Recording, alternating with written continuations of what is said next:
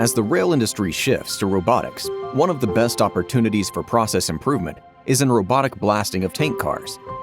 With thousands of cars having been blasted with Robotica, rail companies are reducing confined space entry by 80 to 90%. With setup in as little as 15 minutes and teardown in 7 minutes, the Robotica can blast unlined cars for change of service or requalification to near white metal SP10 cleanliness in 27 minutes. Robotica blasting is less labor-intensive, better for worker safety and retention.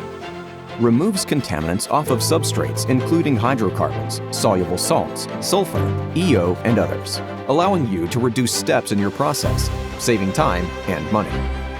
And now with our new sponge abrasive, specifically designed for the rail industry, facilities can blast out linings 3 times faster than before, with a reduced cost of 72 to 78%. When compared to steel grit, this patent-pending abrasive is not only faster, but also leaves the highest quality surface for coating in the industry.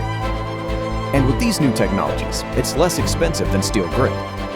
SpongeJet Robotica, your next continuous improvement to reduce costs, delays, and man-hours in hazardous confined space.